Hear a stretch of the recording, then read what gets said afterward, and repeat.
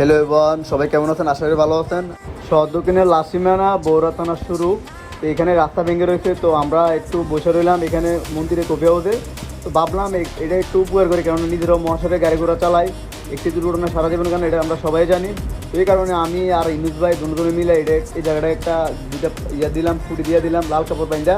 তো একটু হালকা এই জায়গায় হালকা গাছ টাছ আছে, তো আমরা এটি দাও দিয়ে কাইটা তো এগুলি করতে আছি।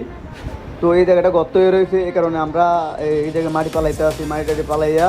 তো এখানে একটু টুকটাক গাছটা আছে, এগুলি কাটতে আছি ইনুসবে। তো আমি এখানে আবার মাটি পালাইতে আছি। তো আসলে কেননা মশাজন্তরে অনেক দুর্ঘটনা দেখি, তো চাইনি নিজের চোখের সামনে একটা সমস্যা হোক। তো এই কারণে আজকে গাড়ির বারান্দায় দিকে আজকে একটা কাজ করলাম। আজকে বহুদিন হয়েছে এই জায়গাটা দেখতে আসি, মানে কোনো কাজ করে না কেউ।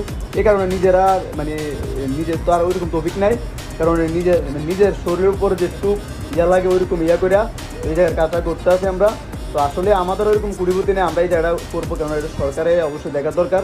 তো আমরা এটা মোটামুটি যেটুকু করছি আলহামদুলিল্লাহ, তা আমাদের নিজেরা পুঁজি দিয়ে। তো যারাই আছেন ভালোবাসা মানুষ সবাই ভালো থাকবেন অবশ্যই।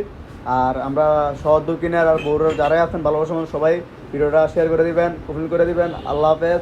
আর এরকম ভিডিও, এরকম কোনো গর্ত যদি থাকে অবশ্যই আমরা যারাই আছি সবাই চেষ্টা করবেন এরকম গর্তগুলো পুরাই দেওয়ার জন্য। যদি না পুরাইতে পারেন, দুটা লাল কাপড় বাঁধে দেবেন, একটা লাল কাপড় বাঁধে দেবেন। কেননা আমরা অনেক সময় কী করি, যখন লাল কাপড় দেখি আমরা ড্রাইভাররা কী করি, ওই সময় আমরা এগুলি দেখলে আমরা একটু সাইড হয়ে যাই। তো সবাই ভালো থাকবেন। আল্লাহ হাফেজ।